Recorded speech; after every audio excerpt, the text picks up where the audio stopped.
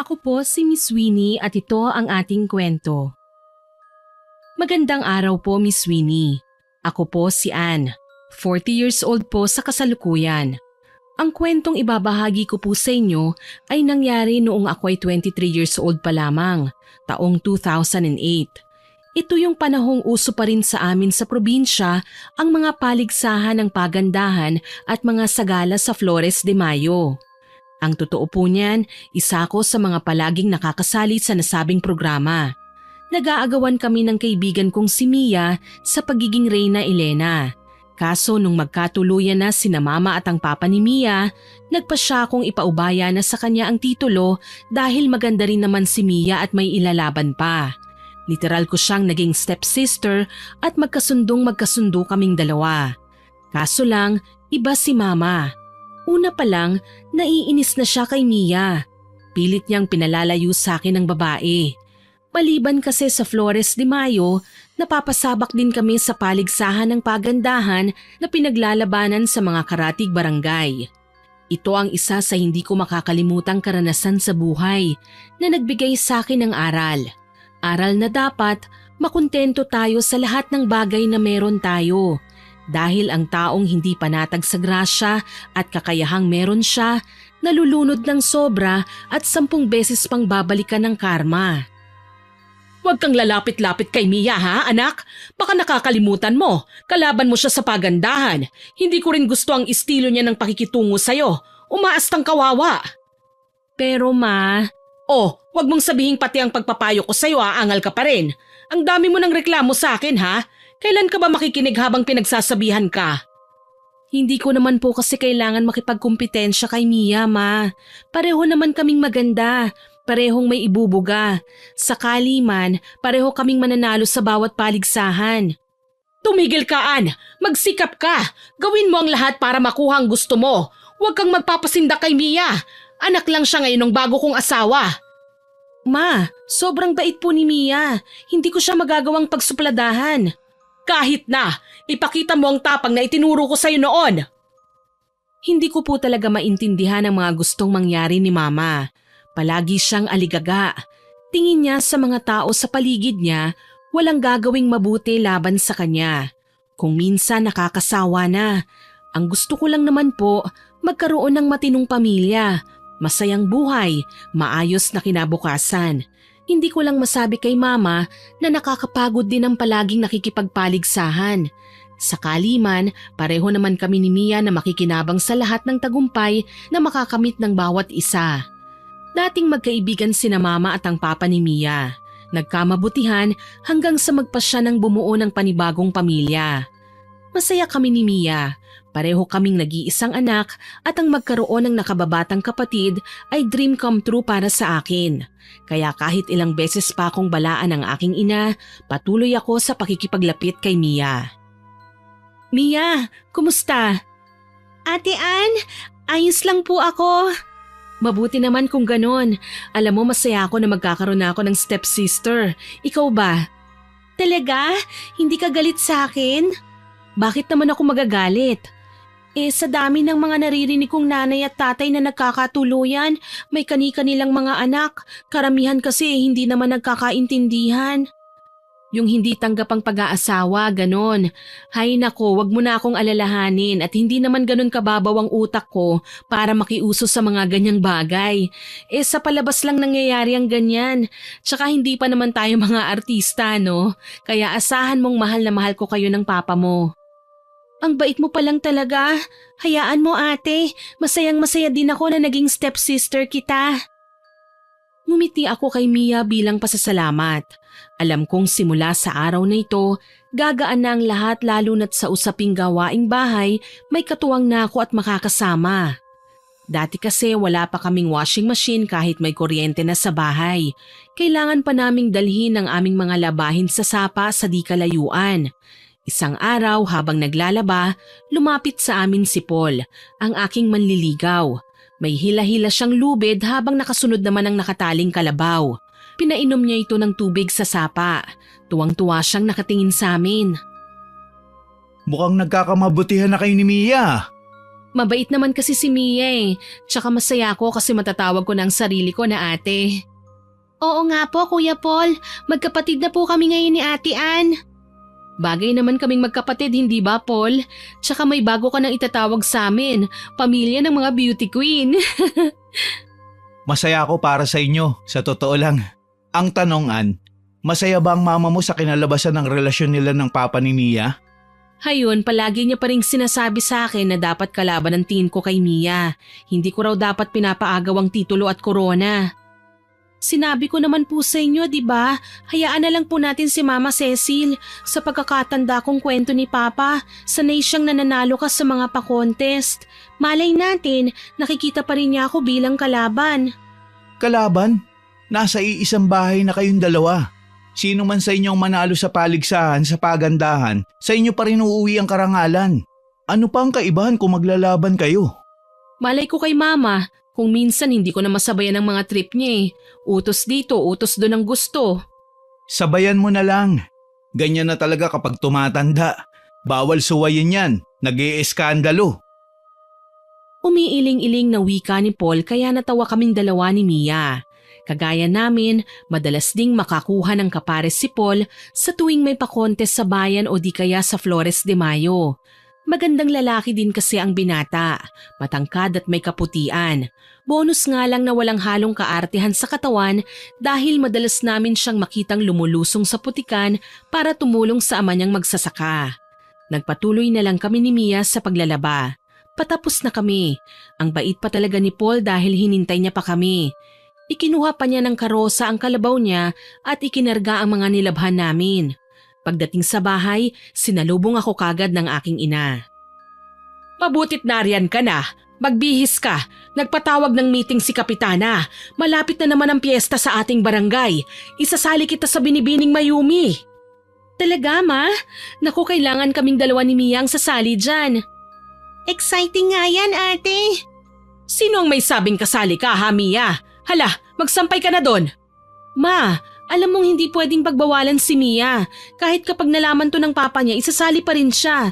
Tsaka ano bang masama kung dalawa kaming representative sa pamilya natin? Maliban pa doon, kailangan dahan-dahan na akong magpahinga. Ibigay na natin to sa iba. Gusto ko na rin po ng normal na trabaho, Ma. Itigil mo nga yung kaartehan mo.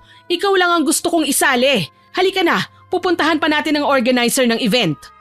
Opo, pero isasama ko si Mia. An? Huwag matigas ang ulo mo, ha? Ate, hayaan mo na po. Marami pa namang pong susunod eh. Hindi ko maiwasang ngumiti ng pilit kay Mia.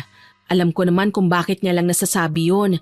Ayaw niyang nagkakagulo, lalo na pinararamdam sa kanya ni Mama na mabigat ang dugo nito sa kanya. Kailangan niyang mag-ingat. Pero nandito naman ako eh, hindi naman ako papayag na apihin siya ng nanay ko.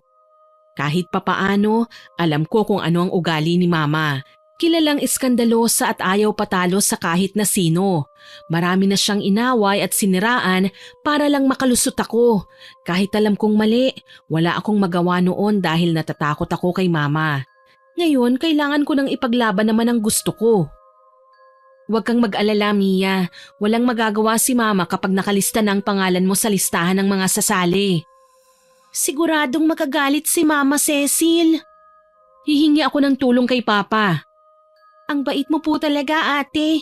Huwag kang mag-alala. Hindi ko po sasayangin ang oportunidad na ibibigay mo sa akin. Mabuti naman kung ganon. Tsaka alam ko naman na magaling ka eh. Sayang ang talento mo kapag hindi to nahasa. Balang araw, gusto kong makita kita sa telebisyon at yung mga malalaking paligsahan ng pagpapaganda na ang sinasalihan mo. Paliwanag ko sa kanya. Niyakap na lamang ako ni Mia sa tuwa. Maya-maya pa, umalis na kami ni Mama at nagtungo sa lugar ng pagpupulong. Palihim ko ngang inilista ang pangalan ni Mia at kasunod naman ang aking pangalan kaya nang tawagin na ang kanyang pangalan, todo tanggi si Mama sabay sabing hindi sasali si Mia. Salamat na lang dahil nariyan si Papa, ang kanyang tunay na ama at nagpatulong nga ako na maging malinaw na ang pagkakasali ni Mia sa listahan. Walang nagawa si Mama kundi ang magdabog na lamang pauwi. Bakit mo ba inilista ang pangalan ng babaeng yon? Gusto mo ba talagang matalo? Mawag ka nga pong ganyan. Ilang beses ko bang sasabihin sa inyo na itrato nyo rin pong parang anak si Mia? Anak siya ng lalaking pinili niyong pakasalan. Hindi nga ako nagalit ng mag-asawa kayo ulit eh. Sinuportahan ko ang kaligayahan nyo. Kaya sana naman maging mabait po kayo kay Mia. Wala naman siyang ginagawang masama eh. Tse! Kalokohan! Tatay niya lang ang mahal ko. Hindi siya kasama doon. Mama naman, paano kapag ganyan din ang naging treat ng tatay niya sa akin na kahit mahal na mahal mo ko, papa naman niya ang nang-aapi. Matutuwa po ba kayo nun? Ibang usapan na yon. Para sa akin, kapag inapi ka ng tatay ni Mia, madali lang siyang hiwalayan. Napailing na lang ako sa kakitiran ng isip ni Mama. Hindi ko po alam kung bakit ganito na lang ang trato niya kay Mia. Napakabait naman ang aking stepsister para pagsupladahan niya. Gayunpaman, nagpapasalamat na rin ako na wala si Mia sa bahay ng mga sandaling yon kaya hindi niya narinig ang mga pagtatalo namin ni Mama. Pagdating kasi namin kagad kanina, inutusan niya na bumili ng ulam sa tindahan ng kawawang dalaga. Nung nagpahinga na kami kinagabihan, masaya kong ibinalita kay Mia ang ginawa kong paglista ng pangalan niya sa pa-contest. Gaya nga ng inaasahan ay tuwang-tuwa siya. Salamat ate ah. Hindi ko akalain na bibigyan mo pa rin ako ng oportunidad na makasali. Oo naman, tsaka ang gusto ko talaga manalo ka. Ano? Naku, hindi pwede yon. Magagalit si Mama Cecil. Ano naman ang magagawa niya? Alam mo Mia, ilang beses na akong nanalo sa mga paligsahan. Tsaka okay na yun na karanasan ko. Hindi ko na kailangan pang gumamit ng koneksyon kagaya ng nakagawian ni Mama. Minsan may mga pangyayari na kailangan nating ipagkatiwala sa iba kaysa panatilihing sa palad natin. Hindi habang buhay panalo pa rin. Hayaan mo po ate. Kung ganyan po ang nais mong ipamulat sa akin, huwag kang mag-alala at hindi ako magpapatalo. Maraming salamat kung ganon. Basta palagi mong tatandaan, ano man ang gawin at gustuhin mo, nakasuporta ako palagi sa'yo ha? Maraming salamat po ate. Wala yon. Baka nakakalimutan mo hindi uso ang magdrama. Mabilis na lumipas ang maraming araw. Naging abala kami sa training at paghahanap ng mga isusuot naming gown. Mabuti na lang, suportado din kami ng papa ni Mia. Siya ang gumastos sa mga damit namin at iba pang mahalagang accessories sa bawat batch ng damit na kailangan naming isuot.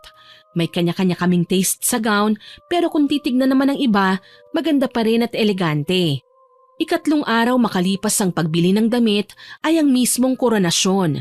Walang pagsidla ng galak ng aming mga magulang nang isa-isa kaming rumampas sa entablado, suot ang aming mga piniling damit. Higit sa lahat, hindi ko maiwasang kiligin habang proud akong pinagmamasdan ni Paul sa di kalayuan kasama ang mga magulang niya. Ito pa talaga ang isa sa hindi ko nasasabi kay Mama. Kung bakit halos ayaw ko nang sumali sa pagandahan. May bumihag na kasi sa puso ko at makokontento na ako kung siya lang ang pag-aalayan ko nito. Matagal na kaming nagkakagustuhan ni Paul. Hindi ko lang masabi kay Mama dahil una pa lang, mapili na siya sa mga lalaking nakikipaglapit sa akin. Oo, pumapayag naman siya na maging kapareha ko si Paul sa tuwing Flores de Mayo pero hindi ibig sabihin nun ay malaya na akong makikipagrelasyon sa kanya. Nagkataong magkatabi kami ng pwesto ni Mia sa entablado kaya kinikilig niyang ibinulong sa akin si Paul. Ate, si Kuya Paul oh! Kanina pa nga siya nanonood eh. Hindi tuloy ako komportable. Hindi ko alam kung ayos lang bang itsura ko o kung may dumi ba ako sa mukha ko. Sus, si ate talaga. Ang ganda-ganda mo kaya. Lalo na ngayon ang ganda ng suot mong gown. Maganda rin naman ang gown mo ah. Mahinang bulong ko sa kanya. Alam kong tensyonado si Mia dahil itatanghal na ang mananalo para sa gabing yon. Wala naman akong pakialam kung matalo man ako. Ang mahalaga sa akin, ito na ang maging huling rampa ko at magfo-focus na ako sa paghahanap ng matinong trabaho. Maliban kasi sa pagiging isang kontesera, ginusto ko ring maging isang teacher at kahit mabagal ang usad ay nakapag-aral naman ako. Ngayon gusto ko nang ituloy ito ng walang hintuan. 2 taon na lang kasi at magtatapos na sana ako. Natuon ang atensyon naming lahat nang i-anunsyo na ng host kung sino ang 3 mag-uuwi ng titulo ngayong gabi.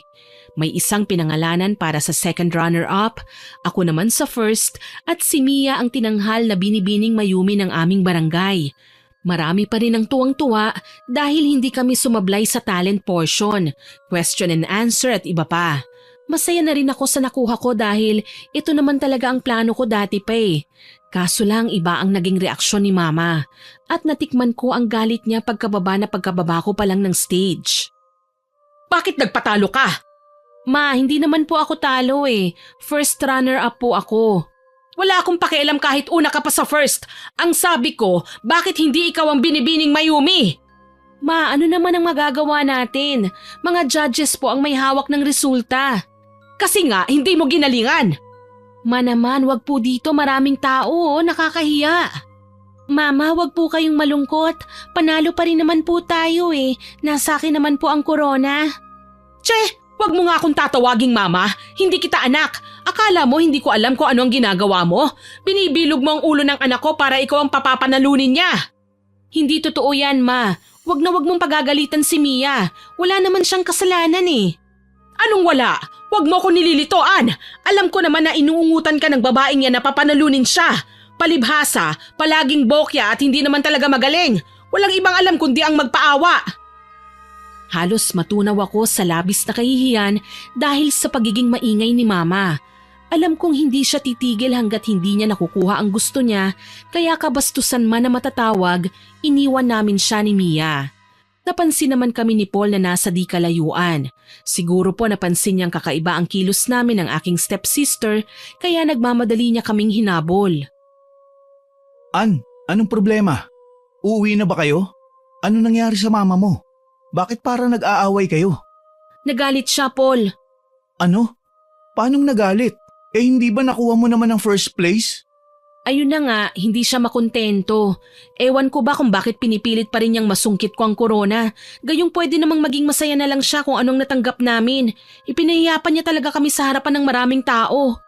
Bakit kasi hindi mo na lang ipaintindi sa kanya na may mga bagay talaga na hindi masayang abutin? Kasi may iba ka ng pangarap. Yung pagiging teacher mo na gusto mo, para din yun sa kinabukasan mo. Hindi ka magugutom sa mahabang panahon dahil may matatanggap kang sahod. Ewan ko ba kay Mama kung bakit obsessed siya dyan sa kasikatan ng isang kandidata? Wala namang saysay yan dahil magkakapera lang naman kung mananalo. Kapag walang panalo, malaking nga. Ate, hayaan na lang muna natin si Mama. Baka nabigla lang din siya. Alam mo na po, kahit sino naman talaga na umaasa, masasaktan talaga. Pagpapalamig naman ni Mia sa nagsisimula ko ng uminit na ulo. Ito lang talaga ang isa sa nakamamangha sa anak ng stepfather ko. Masyado siyang mabait, ni hindi siya marunong mga tuwiran para sa sarili niya. Wala siyang ibang iniisip kundi ang sasabihin ng iba. Paano na to? Sakali man na wala ako sa paligid, siguradong aapihin din siya. Sa huli, sabay kaming tatlo na umuwi. Inihatid na kami ni Paul dahil magkakalapit lang naman ang aming mga bahay. Pinakiusapan ko na rin ang lalaki na wag na munang pupunta doon at baka mapagdisketahan naman siya ni Mama. Kagaya nga ng inaasahan, nakaabang ang aking ina sa may pinto pagdating namin sa bahay. Masamang-masama ang tingin niya kay Mia. Si Mia naman nanatiling nakatago sa aking likuran. Hindi niya magawang magsalita. Kilala niya ang nanay ko kapag nagagalit, nananabunot at nagwawala. Mabuti at dumating na kayong dalawa. Ano na naman po ba, Ma? Dito na naman ba tayo mag-aaway? May gusto lang akong linawin sa'yo, Ann. Hindi porke nag-iisa kitang anak, pinasusunod na kita sa layaw. May batas akong ginawa sa bahay na ito na kailangan sundin mo. Hindi pwedeng basta ka nalang susuway dahil naiinip ka lang o ano. Pwede ba, Ma? Tama na? Nagsasawa na po kasi ako sa ingay ng boses nyo eh. Palagi nyo na lang akong pinagsasabihan. Ano ba talaga ang tingin nyo sa akin? Mama, tama na po! Sigaw ni Mia, sabay sinalo niya ang sampal na dapat sana ay sa akin tatama. Hindi makapaniwalang nagpalipat-lipat ang tingin ko sa kanilang dalawa. Galit ako kay Mama sa ginawa niya. Talagang balak pa niya akong saktan. At mas nagagalit ako dahil sinalo ito ni Mia para sa akin. Kita mo na, Ma, pati si Mia na nananahimik na damay mo na.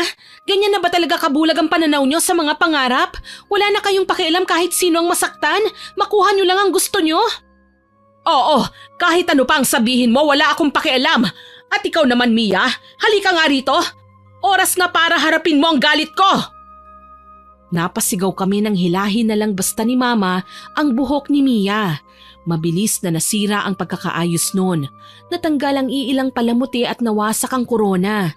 Alam kong malakas ang loob ni Mama na saktan si Mia dahil wala ngayon ang stepfather ko. Umaalis kasi lagi ang lalaki at madalas kaming naiiwan kay Mama para sa mga negosyo niya sa ibang lugar. Mama Cecil, wag po! Hindi ka na nakakatuwa! Ambisyosa ka! Nasasaktan na po ako! Ate, tulungan mo ako! Ma, ano ba? Bakit ka pumapatol sa mga anak mo? Pitiwan mo siya! Hindi ikaw ang mag-uutos sa akin, Ann! Wag na wag mo akong pipigilan! Sumusobra ka na! Madrasta lang kita! Wala kang karapatang saktan ako! At sumasagot ka na sa akin ngayon, ha? Napasigaw ako nang makita si Mama na talagang binanatan si Mia. Wala namang nagawa ang kawawang babae kundi ang umiyak habang pilit na dinedepensahan ng sarili. Kaagad naman akong umawat. Tama na, Ma! Itigil mo na po yan! Matapang ka na, Ann, ha? Sinusuway mo na ako? Ano sa tingin mo ang dapat maramdaman ko, ha? Wala na po kasi sa tama ang ginagawa niyo, Ma.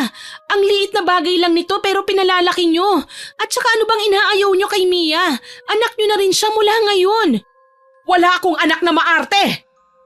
Singhal sa akin ni Mama.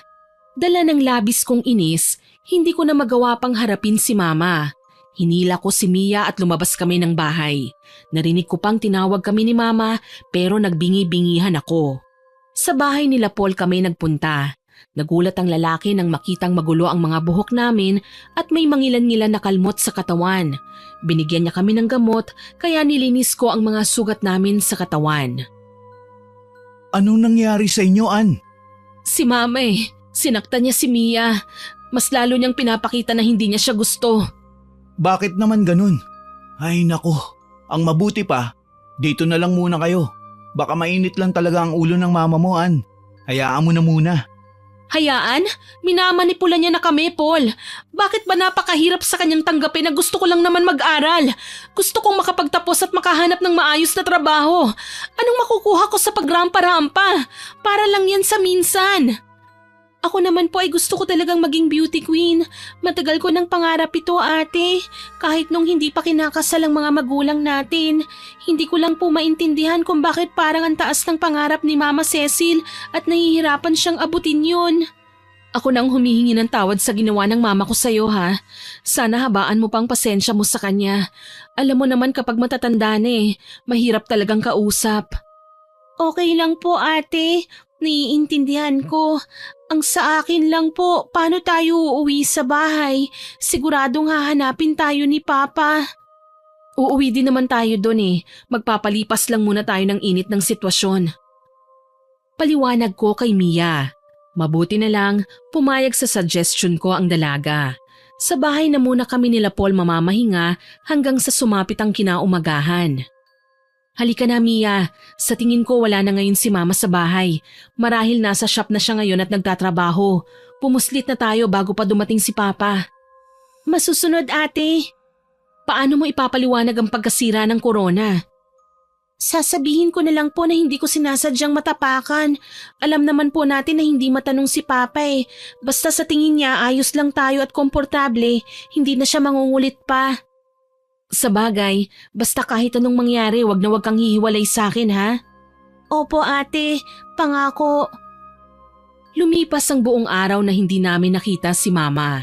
Naisip ko, baka nasa trabaho siya ngayon at doon na lang ibinunto ng nadarama niyang inis sa amin. Bali si Mama po, may dati na siyang shop bago pa man siya ikasal sa tatay ni Mia. Dito namin hinuhugot ang lahat ng kinabubuhay namin.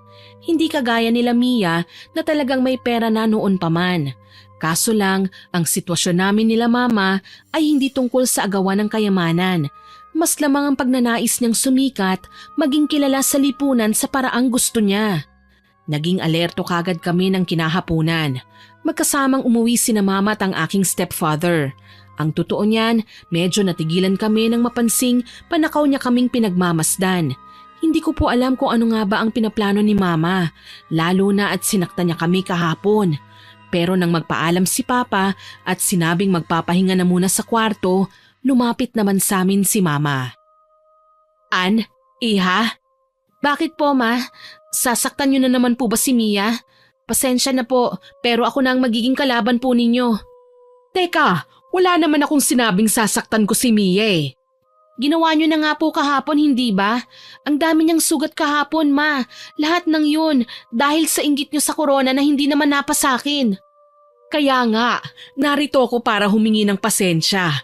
Hindi ko naman ginustong magwala kahapon eh. Siyempre, asang-asa ko na ikaw ang mag-uuwi ng corona. Pero masaya pa rin ako kahit papano dahil si Mia naman ang nanalo para doon. Talaga po, Mama? Masaya po kayo? Oo, masaya ako. Pagpasensyahan mo na lang ako kahapon, ha? Kalimutan na po natin yon. Hindi naman po ako nagtatanim ng sama ng loob eh. Kaya wag niyo pong isipin na hanggang ngayon galit pa rin po ako. Madali naman po akong makalimot eh. Mabuti naman kung ganon. Wala akong masabi sa biglaang pagbabago ng pakikitungo ni Mama kay Mia. Para kasing naging mabait siya ngayon at sa totoo lang, hindi ko maiwasang magtaka. Hindi ko maiwasang itanong sa aking sarili kung ano na naman ba ang binabalak ni Mama. Baka biglaan na lang ang atake niya o pamamahiya dahil hindi naman siya ganito. Gayunpaman, pinili kong manahimik at mag-obserba na lamang. Hanggang sa lumipas ang mga araw, muli na namang may imbitasyon para sa gaganaping paligsahan. Nagulat ako dahil hindi na ako inaapuran ni Mama na sumali. Sa halip, siya pa ang naghimok sa akin na sabihin kay Mia na sumali. Ipinaalam ko naman kagad sa babae. Kagaya ko, hindi rin siya makapaniwala. Gusto ni Mama na sumali ka raw sa beauty pageant. Ito na ang pagkakataon mo, Mia. Baka nakita na ni Mama ng tuluyan ang potensyal mo. Kailangan mong ipakita sa kanya ang mga kakayahan mo. Talaga, ate? Gusto ni Mama na sumali ako? Oo raw, kaya ano pang hinihintay mo? Huwag mo kaming bibiguin ha. Ako naman igigiit ko sa kanya ang kagustuhan kong ipagpatuloy ng aking pag-aaral. Naku ate, sigurado yan. Kita mo naman po, diba? Pumayag na siyang sumali ako sa pageant. Ibig sabihin yan, papayag na rin siya na ipagpatuloy mo ang pagiging teacher. Tuloy-tuloy na talaga ang mga pangarap natin. Sana nga, Mia. Sana wala nang hahadlang. Naging maayos naman ang pakikitungo ni Mama kay Mia pagkalipas ng mga araw. Nagpapakita naman siya ng suporta kahit hindi gaanong halata. May mga panahon lang nakakaiba ang kinikilos ni Mama. Madalas ay lutang siya, malalim ang iniisip at palaging umaalis.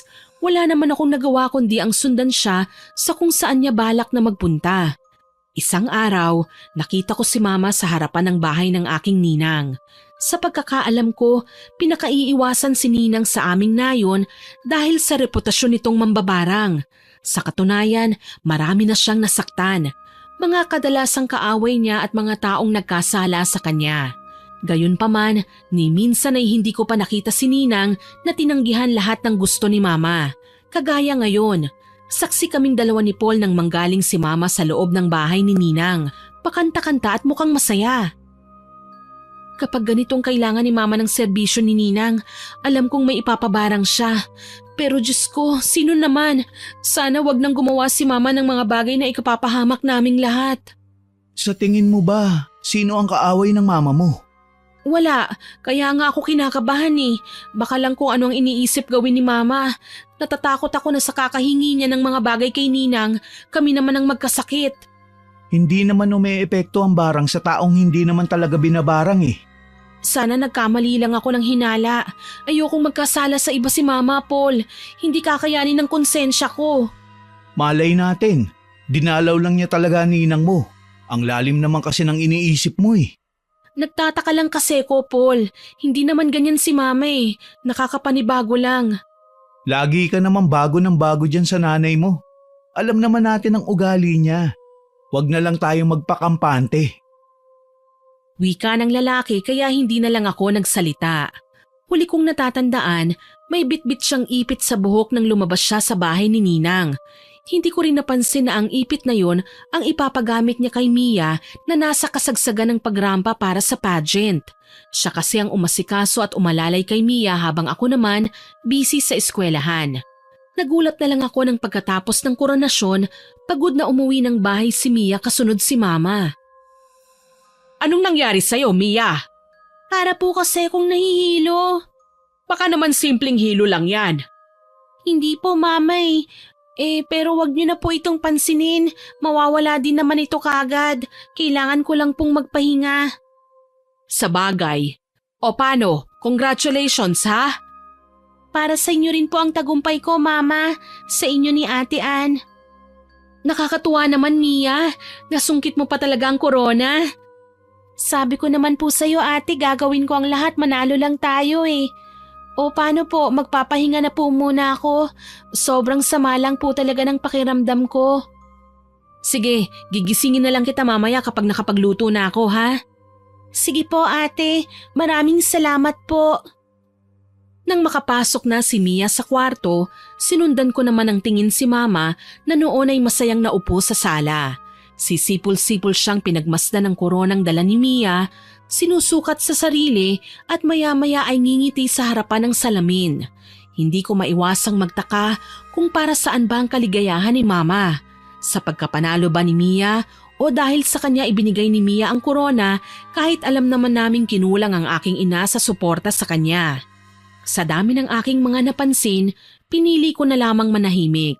Umaasang baka nagkamali lang ako ng hinala. Pagkatapos kong magluto ng aming kakainin, pumasok ako sa aming kwarto para gisingin si Mia. Alam kong pagod siya, pero pwede niya namang balikan ang pagtulog mamaya pagkatapos niyang kumain. Nadatnan ko siyang nakadapa sa kama, kaya kaagad ko siyang niyugyog.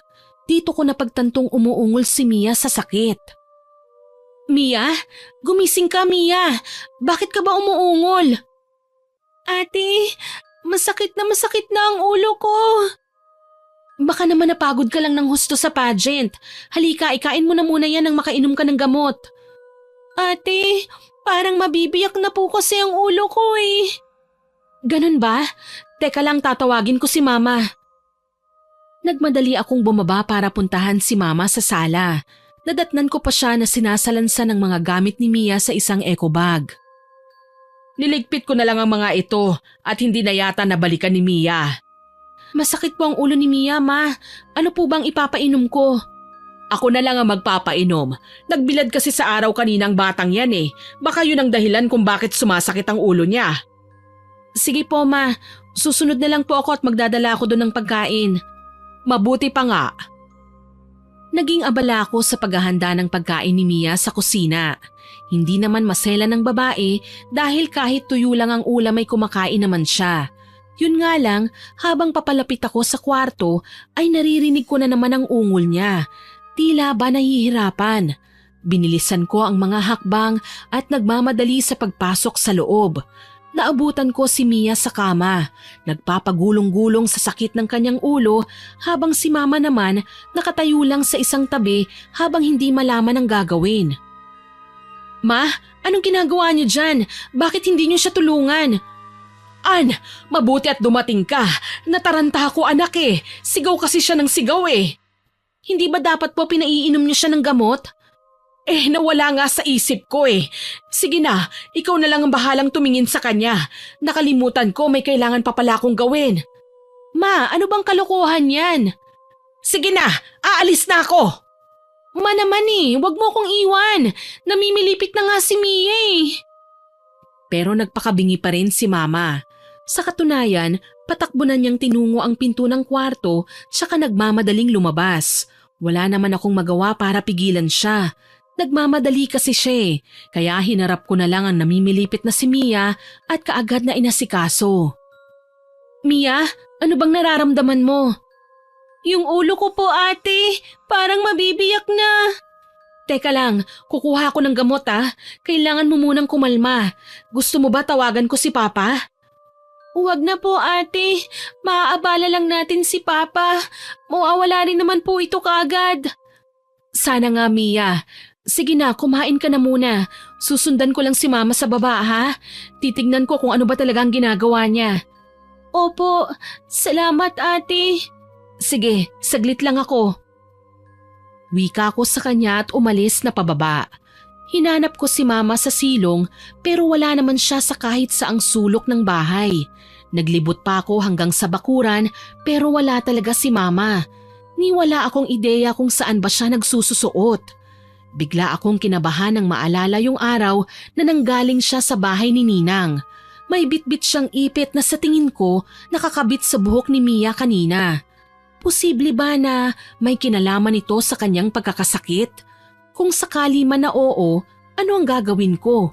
Mapapahamak si Mia. Baka ipinabarang siya ni Mama nang wala kaming kaalam-alam. Nakakaduda pa naman ang biglaan niyang pagiging mabait sa aking stepsister. As in walang babala o abiso man lang ang pagbabati nila.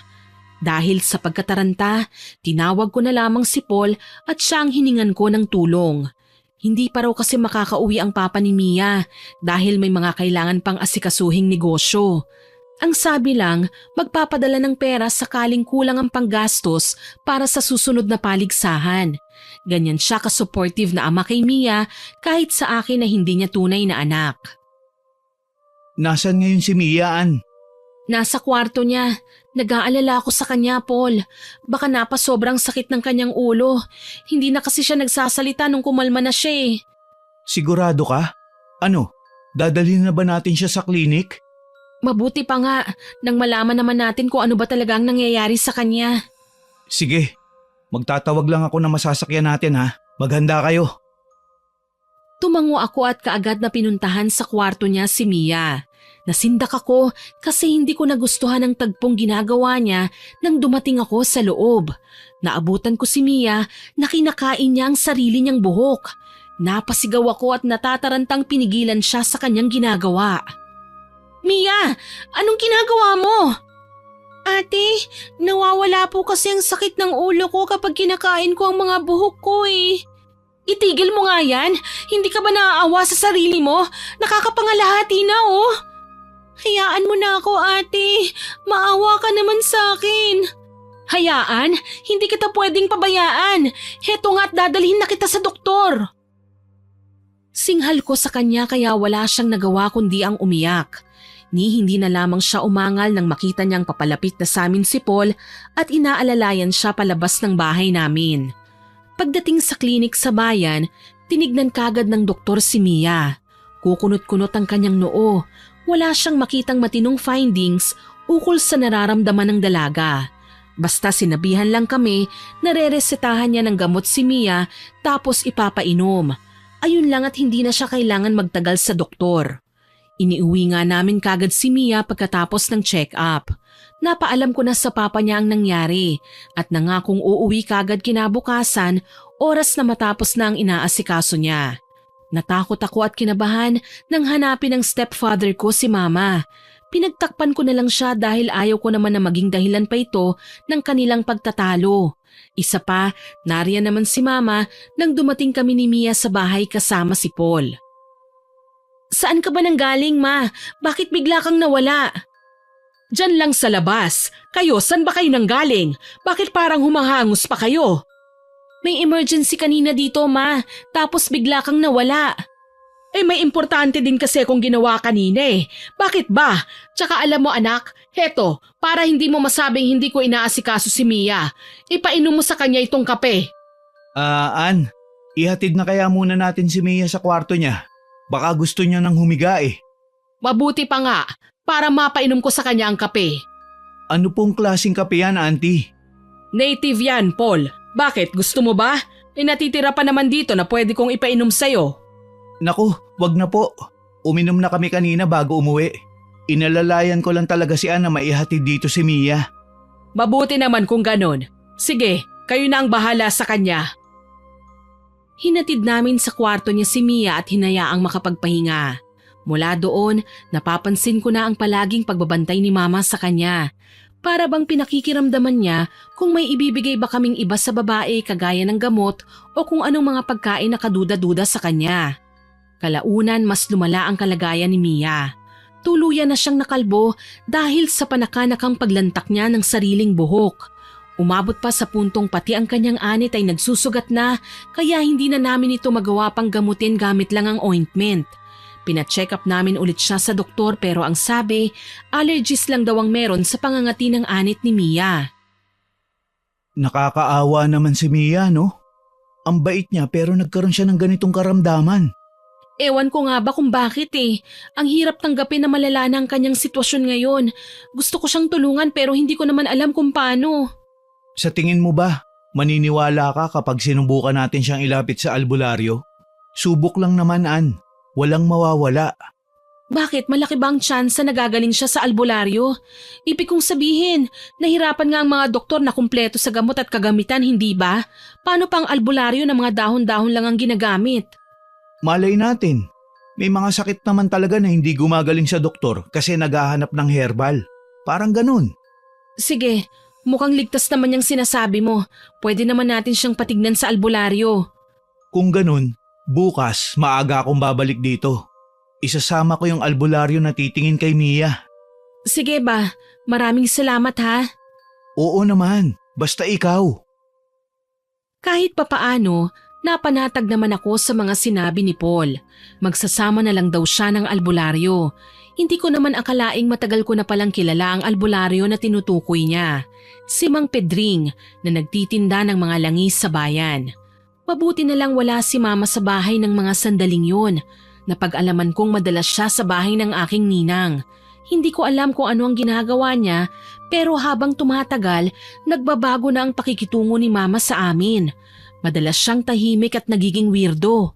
Umaabot pa sa puntong hindi ko na nga siya nakakasama. Basta nakikita ko na lang si Mama na palaging may handog para kay Mia. Kung ano-ano lang naman, mga gamit, ipit, minsan pagkain. Sa bawat pagtanggap ni Mia ng mga bagay na yon, mas lalong lumalala ang kalagayan ng babae. Mas nahihirapan na siyang gumalaw at makipag-usap. Namamaga ang kanyang balat, nagkakaroon ng pantal at halos malusaw na ang bawat kuko. Gulat na gulat nga si Mang Pedring nang makita niya si Mia. Isa itong malalang kaso ng pambabarang. Barang? Oo, isang masamang mambabarang ang may kagagawa ng pagkakasakit niya. Kita mo na, Ann, hindi lahat ng karamdaman pwede sa ospital at mga doktor. Ang mabuti pa, Iha, ihanda mo na muna ang planggana at tubig na may asin. Sige po, ihahanda ko po. Wika ko sa matanda, tsaka iniwan na muna sila Paul na nakaabang kay Mia. Halos hirap na sa paghinga ang aking stepsister, kaya ganun na lang ang pag-aalala namin. Binilisan ko na lang ang paghahatid ng plangganang may lamang tubig at naabutan pa ang matanda na umuusal nang hindi ko maintindihan na lengguwahe. Anong ginagawa niya, Paul? Nagsasagawa siya ng orasyon, Ann. Ito ang una niyang ginagawa para sa pagtatawas. Naiintindihan ko. Ang pagtatawas ang isa sa detalyadong paraan para malaman natin ang tunay na nangyayari kay Mia. Makikita natin sa mabubuong imahe mula sa tinunaw na kandila ang eksaktong ginagawa sa kanya ng mambabarang. Nakakamangha naman pala yan. Sisimulan ko na ang ritual. Huwag na kayong maingay. Tumango naman ako kagad at pinagmasdan ang ginagawa ng matanda. Nakita ko siyang naging abala na ng mga sumunod na sandali. Nagdasal siya at umusal ng mga lengguwaheng tanging siya lang ang may kayang umusal. Sinasabayan ito ng pagpapausok ng insenso. Tapos may kinuha siyang kung anong langis sa kanyang bag at ipinahid sa noo ni Mia. Bahagyang umungol ang dalaga kaya naman napaatras ako. Todo dasal pa ako na sana maging okay na ang lahat, na sana malaman na namin ang totoo. Kanina ko pa napapansing balisa ka. Maupo ka na kaya? Ayos lang naman ako, huwag mo kong alalahanin. Sige na, para naman ma-relax ka. Wala naman mangyayaring masama dyan eh. Sigurado ka ba? Oo naman, ako pa ba? Uupo na nga sana ako sa naroong bangko nang mahagip ng aking tingin ng pagdaan ni Mama sa tapat ng kwarto ni Mia. Parang hangin lang, mabilis at tahimik pero alam ko na si Mama ang nakita ko. Tuloy, tumayo ako at sinundan siya sa ibaba. Nakita ko si Mama na pumasok sa isang bakanting kwarto. Napakunot noo ako. Ano kaya ang ginagawa niya doon, gayon ang silid naman nila Papa ay nasa kabilang bahagi malapit sa kusina. Humakbang ako para sundan siya sa kwarto. Kaso lang, nang ipihit ko ang seradura, napagtanto kong nakalak pala yun. Ano bang tinatago dito ni Mama?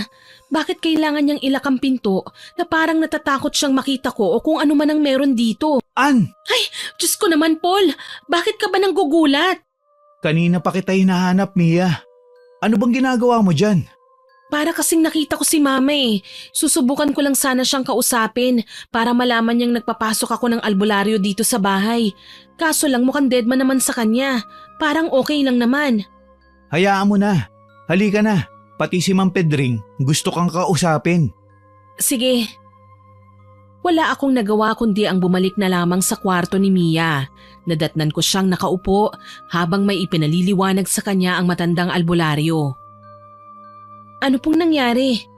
Hindi ko alam kung ikatutuwa mo ba o hindi ang mga sasabihin ko. Pero hindi ko direktang magagamot si Mia. Pero bakit po, Mang Pedring? May problema po ba? Malaking malaki ang problema, Ann. Ang nanay mo kasi ang maaapektuhan. Oras na isagawa ko ang rebuelta.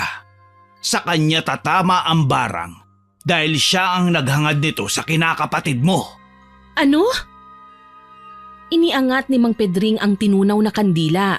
Nabuo nga doon ang isang imahe at yun ay imahe ng aking ina. Hindi ko tuloy malaman kung ano ang gagawin. Kabado ko, balisa at hindi mapakali. Alam kong oras na ipagawa ko kay Mang Pedring ang rebuelta, mama ko ang magdurusa. Kailangan ko siyang kausapin. Alam kong may kinalaman ang nangyayaring ito sa pagkakasagutan namin tungkol sa pagtanggi ko na sumali pa sa mga paligsahan.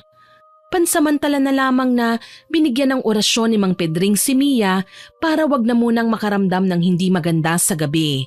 Alam kong hindi magugustuhan ni Mama ang gagawin ko pero kailangan ko siyang kumprontahin. Kaya naman kinausap ko kagad siya nang makorner ko siya papasok sa kusina. Ma, mag-usap nga tayo. Bakit? Ma, ano po bang problema nyo? Matagal na po kitang hindi nakakausap. Bakit mo pagugustuhin kausapin ang kagaya ko? Hindi naman mahalaga ang boses ko para sa'yo, hindi ba? Tingin nyo naman sa akin ay masama. Tingin nyo sa akin walang ginawang mabuti. Ako na ang sakim at matigas ang ulo. Ma, gusto ko lang naman pong ipaintindi sa inyo na may mga bagay lang po talagang hindi na namin nagugustuhang gawin. Malaki na po kasi ko, Ma, at habang tumatagal, nagkakaroon na ng pangarap. Para mo na ring sinabi na hindi mo magagawang sundin ang gusto ko, na hindi mo ako kinikilalang ina mo. Saan ba nanggagaling yan, Ma? Alam niyo po bang may kinalaman kayo sa pagkakasakit ni Mia? Kayo po ang may kagagawan kung bakit siya nasa kalunos-lunos na kalagayan ngayon. Sinamaan ako ng tingin ni Mama. Aniya, wala raw akong karapatang magsalita ng hindi maganda laban sa kanya dahil wala akong alam. Ma, bawiin mo ang binigay mong sakit kay Mia. Hayaan mo siyang gumaling. Hindi siya pwedeng lumala pa. Nagkasakit siya dahil sa pagiging gahaman niya sa kasikatan. Pasalamat ka nga, yan lang ang inabot niya eh. Hindi na siya dumaan sa pagkakaroon ng mga insektong naglalabasan sa iba't ibang parte ng kanyang muka, na hindi na siya nagsusuka ng uod o kung ano-anong maruruming likido.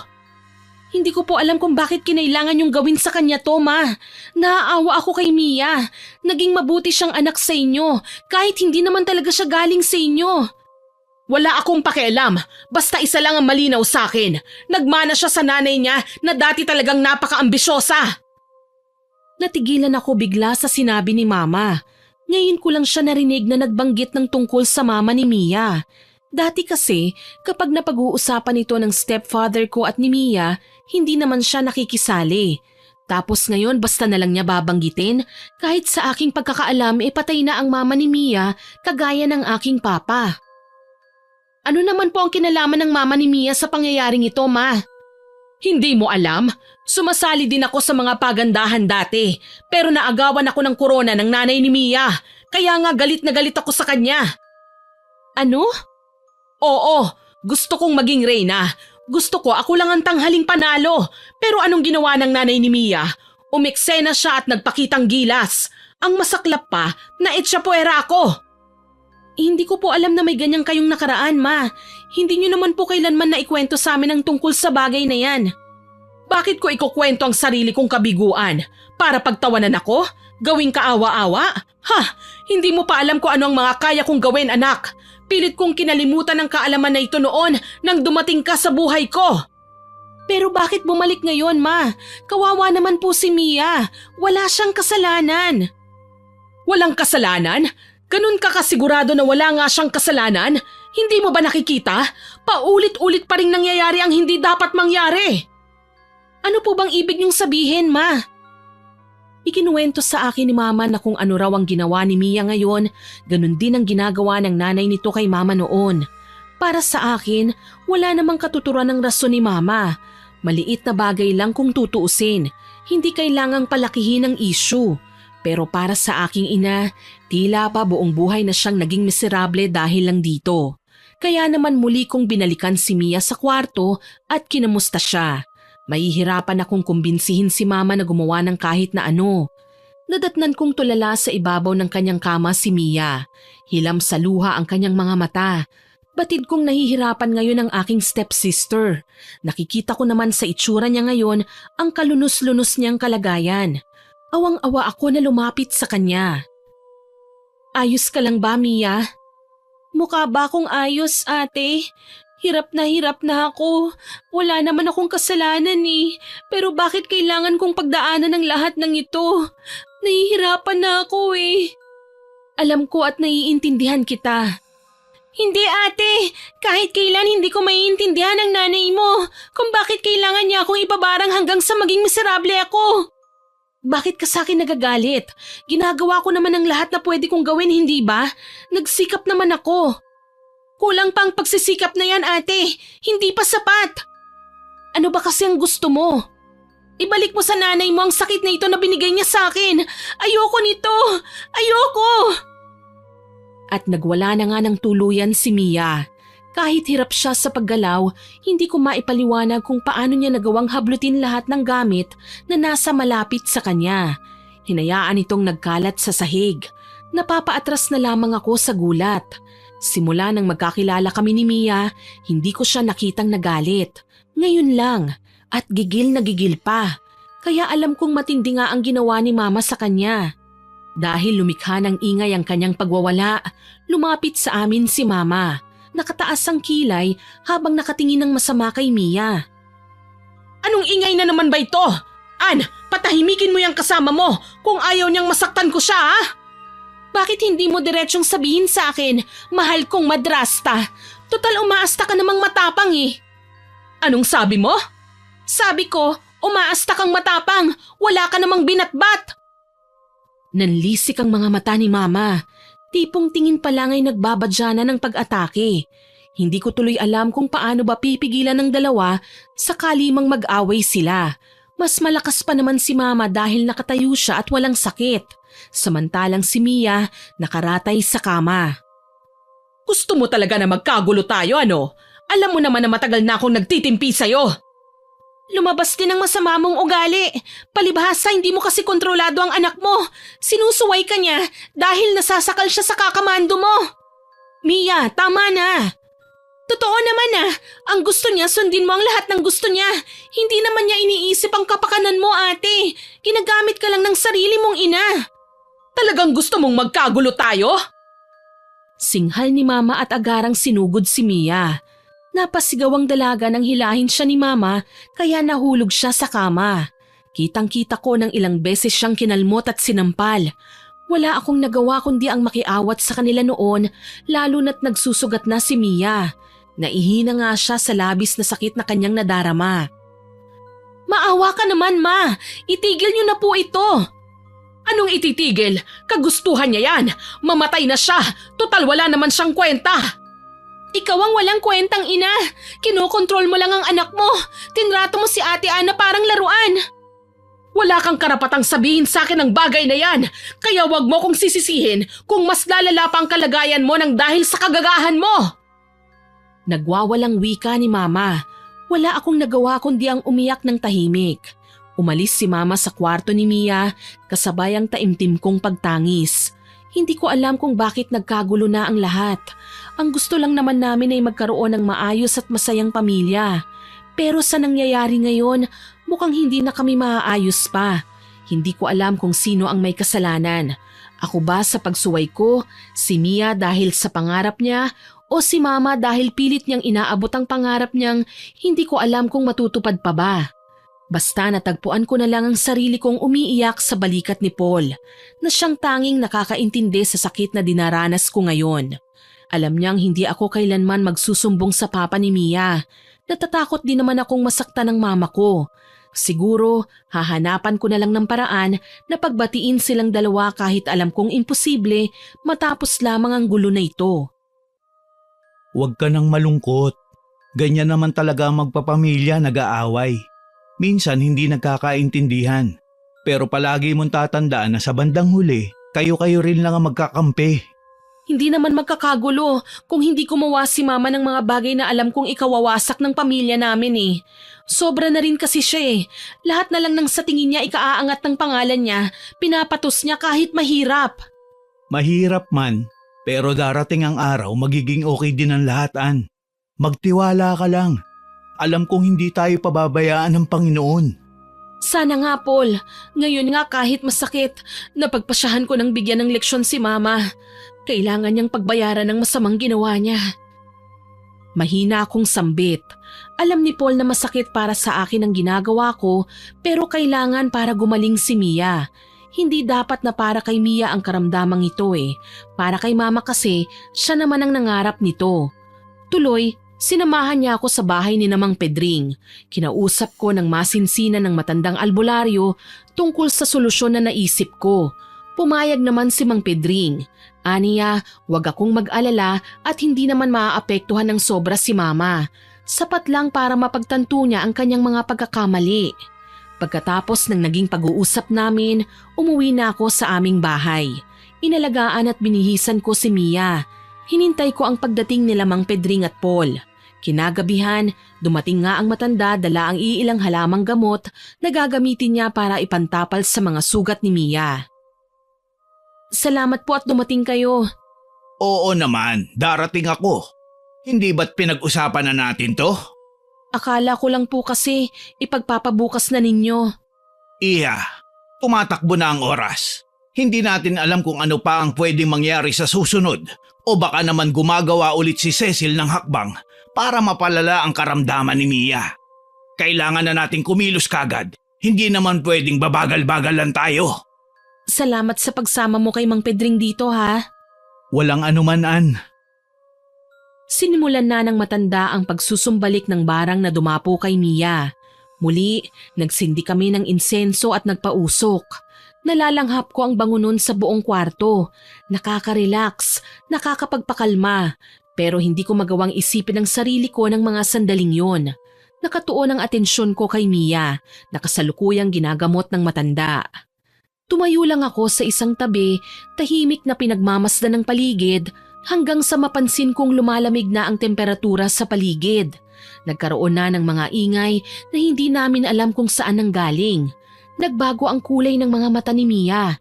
Naging pula at maugat kaya gayon na lang ang pagkataranta ko. Anong nangyayari kay Mia? Sinasapian siya ng taong nambarang sa kanya. Ano ba naman yan? Binarang na nga, sinapian pa?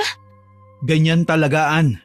Para mas mapadali ang pagtataboy ni Mang Pedring ng nambabarang sa sistema ni Mia. Sabay kaming napalingon ng magsalita ang matandang lalaki. Kung sino ka man na nasa likod ng pananakit sa babaeng ito, magpakilala ka! Hindi! Ayoko! Ayaw mo, ha? Naglabas ng buntot pagi si Mang Pedring at walang babalang hinampas sa braso si Mia. Napatalon ako sa gulat nang pumalahaw sa sakit ang babae. Masahol pa sa baboy ang pinakawalan niyang atungal. Bakit mo ako sinasaktan? Bakit? Nagtatanong ka pa talaga? Alam mo naman siguro na may atraso ka sa batang ito, hindi ba? Wala akong atraso sa kanya. Ginusto ko lang na sumikat, pero agaw eksena ang babaeng yan. Porke agaw eksena ba'y kailangan mo nasaktan at bigyan ng karamdaman? Ganun ba? Ano ba sa tingin mo? Hindi pa ako nahihibang para hayaan na lang si Mia na magsaya habang ang nanay niyang haliparot ay halos sirain ang buhay ko noon. Bakit? Inutusan ba ni Mia ang nanay niya na gawing miserable ang buhay mo? Sabihin mo ngayon, sino ka? Bigyan mo ko ng pangalan! Bigyan mo ko ng pangalan! Wala kang makukuha sa akin, tanda! Papatayin ko si Mia at hindi nyo na matutulungan pa! Muli, hinampas ni Mang Pedring ng buntot pagi si Mia. Umatungal ang babae na animo sinisilaban. Sinubukan niyang magpumiglas pero hinampas pa rin siya ng pangontra. Pumalahaw na si Mia hanggang sa kalaunan nagbabago na ang boses niya. Nagiging kahawig na ito ng boses ni Mama. Dito na ako kinabahan. Dahan-dahan akong umatras at pumuslit palabas ng kwarto. Dumiretso ko sa silid ni Mama at naulinigan ko nga ang boses niyang umuungol. Palihim akong sumilip at nagpasalamat nang makitang bukas ang pinto. Bahagya ko itong tinulak. Gulat, takot at pangingilabot ang aking nararamdaman nang makita ko si Mama na pagulong-gulong sa sahig. Animo sinasapian din habang sumisigaw. Ang nakakasindak pa, namamagana ang braso niya na tila dinaanan ng ilang hagupit na parang kagaya ng ginawa ni Mang Pedring ngayon kay Mia. Diyos ko, hindi yata't si Mama ang sumapi kay Mia. Bakit nasa kanyang pamamaga? Bakit parang siyang naapektuhan ng mga hagupit ni Mang Pedring? Isa na ba talagang mambabarang si Mama? An, nandito ka lang pala. Ang sabi ni Mang Pedring, huwag mong lalapitan ng mama mo. Siya ang nambarang kay Mia. Pero Paul… Alam kong naaawa ka sa mama mo. Pero hayaan na muna natin, An. Makakausap din natin ang mama mo. Hindi porke siya na ang may gawa ay sa kanya nagaling ang kapangyarihan. Minsan, ginagamit din siya para makapaminsala sa iba. Sige, iiwasan ko na muna si Mama. Malungkot kong wika at umalis sa lugar na yon. Pinalikan ko na lamang si Mia at inasikaso. Sa mga oras na yon, kalmado na si Mia. Luhaan pero halatang pagod. Tila ba hindi siya nakatulog ng maayos. Kumusta ka na, Mia? Hirap na po ako, ate. Hindi ko na kaya. Huwag mong sabihin yan. Hindi ba sabi ko sa'yo, marami pa tayong sasalihang contest? Hindi naman natutuwa ang mama mo sa ginagawa ko eh. Minamasama niya ang lahat. Alam ko, pero hindi ba dapat huwag tayong papaapekto? Ganyan lang siya ngayon pero darating ang araw, ikakatuwa rin niya ang ginagawa mo. Ayoko na, ate. Susuko na po siguro ako. Huwag mong sasabihin yan. Nakita mo naman na ginagamot ka ni Mang Pedring, hindi ba? Hindi ka namin susukuan. Gusto ko lang po kasing itanong, bakit humantong sa ganito ang lahat? Naging mabuti naman akong tao. Naging masunurin akong anak at mapagmahal na kapatid. Minahal ko kahit hindi ko kadugo, ate. Hindi ko masasagot yan, Mia. Sa ngayon, kailangan muna nating pagkatiwalaan ang isa't isa. Wala naman akong ibang hinangad kundi ang gumaling ka eh. Malungkot kong pahayag kaya nagkaiyakan kaming dalawa. Kahit papaano, naiintindihan ako ni Mia. Niyakap ko siya at pinaramdam sa kanya kung gaano ko siya kamahal. Maging si Paul, natuwa sa nakikita sa amin ni Mia. Inakbayan niya kami at sinabihang walang imposible kung habang nagpapagamot ay tatawagin din namin ng Panginoon. Paano po si Mama, ate? Kahit nagtatampo ako sa kanya, nag-aalala rin po ako. Huwag kang mag-alala. Ako na ang kakausap kay Mama. Alam kong maiintindihan niya ang lahat. Siguro nilamon siya ng kapangyarihang mambarang, kaya nabulag siya sa katotohanan. Oras na napaintindi ko sa kanya ang lahat. Siguro naman babalik din sa dati ang lahat. Sana nga po, ate. Namimiss ko na po yung dating saya ng pamilya natin. Yung saya nung bagong kasal pa lang sina Mama at Papa. Ngumiti ako at niyakap si Mia ng mahigpit. Alam ko naman na darating din kami sa bagay na yun. Ang kailangan lang, ayusin namin ang gusot sa pamilya namin. Matagumpay naman na naisagawa ni Mang Pedring ang rebuelta. Sa ngayon gumagaling na si Mia, samantalang si Mama naman ang nagkakasakit. Totoo nga ang sinabi ng matandang albularyo tungkol sa kapangyarihan na nanghihipnotismo dahil nagawa na nga nitong makaalala ngayon. Hindi ko akalaing matindi na pala ang pinsalang nagawa ko sa inyo ni Mia, anak. Nagpabulag ako sa galit at inggit. Ma, mabuting anak si Mia. Nakahanda siyang patawarin ka. Sa katunayan, nag-aalala nga siya para sa iyo ngayon eh. Hindi mo naman kasi ko dapat na inaasikaso, anak. Kaya ko naman ang sarili ko. Hindi mo na ako kailangang bantayan. Napakalaki ng kasalanan ko sa inyo, kaya wala akong karapatang umasta na ani mo'y isang karespe-respetong ina.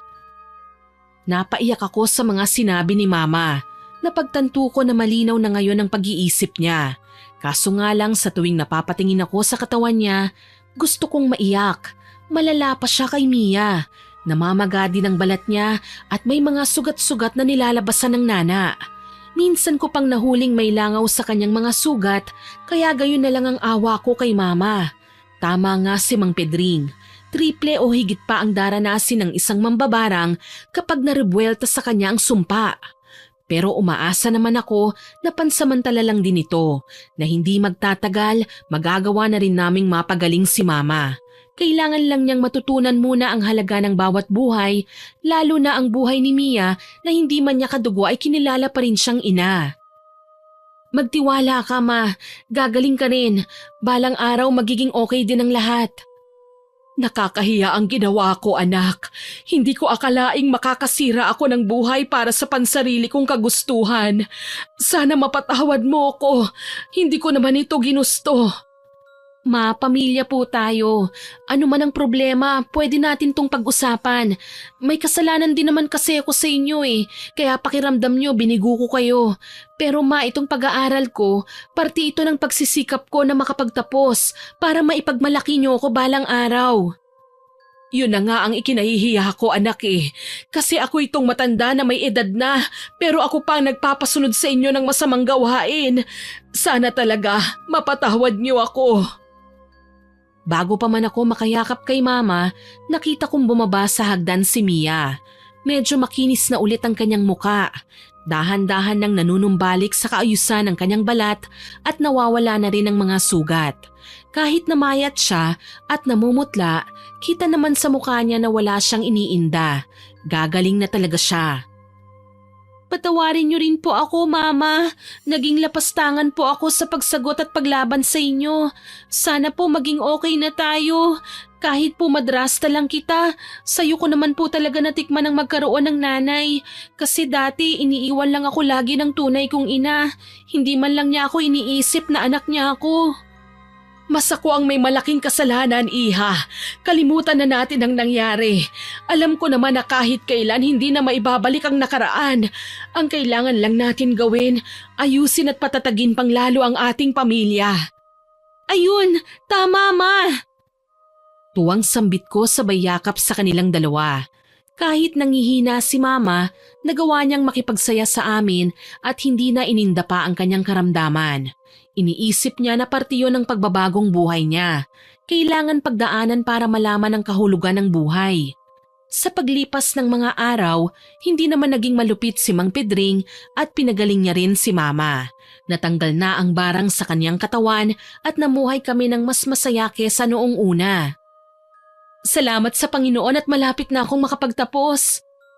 Proud na proud kami sa'yo, ate. Oo nga, anak. Pagbutihan mo. In demand ngayon ng English teacher, alam mo ba? Opo, tapos malaki ang sweldo. Siguradong magagamit ko ang kaalaman ko sa eskwelahan kapag nakapagtrabaho na ako. Ikaw naman, Mia, ano bang gusto mo maliban sa pagrampa? Dati na pong sinabi ni Papa na mag-interior designer po ako. Gusto ko rin naman po yun, kaya sa susunod na pasukan, magpapa-enroll na po ako. Mabuti yan, para naman pagtuunan nyo ang edukasyon. Ay, ako naman ay aayusin ko ang aking shop at hindi na ako nakakapagtrabaho. Medyo matagal na. Mama, pwede ko po bang pondohan ang shop nyo para mas mapaganda pa namin? Tapos lalagyan po natin ng maraming produkto. Nakakahiya naman yun, Mia. Huwag po kayong mahiya, okay? Ayos na po yun. Wika pa niya kaya tuwang-tuwa na lang din ako. Kahit papaano naging maayos naman ang hanap buhay namin.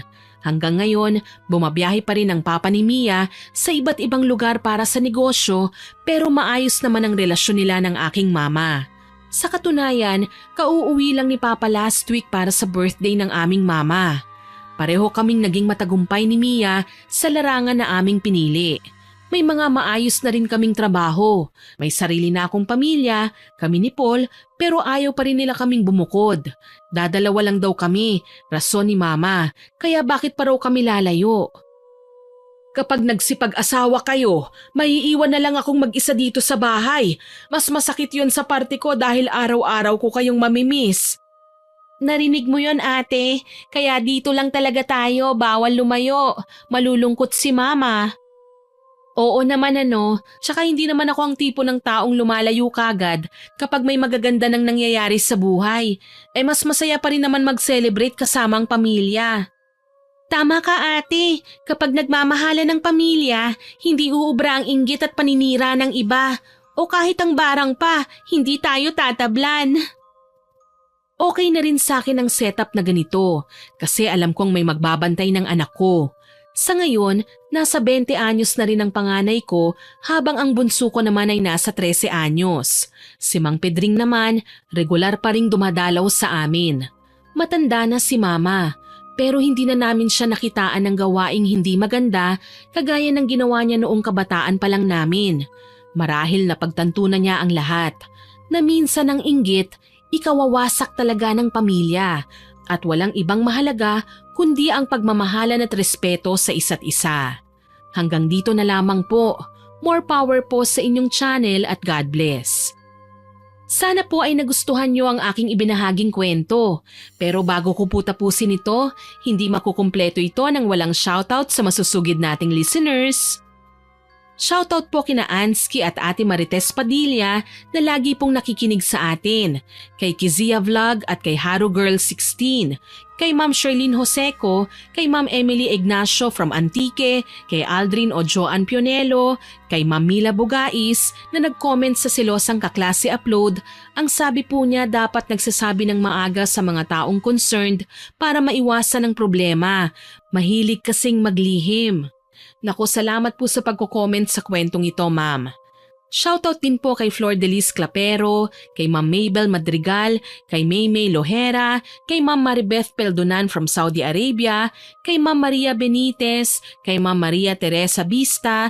Hello din po kay Ma'am Evelyn Reyes na nag-comment sa Selosang Kaklase Upload.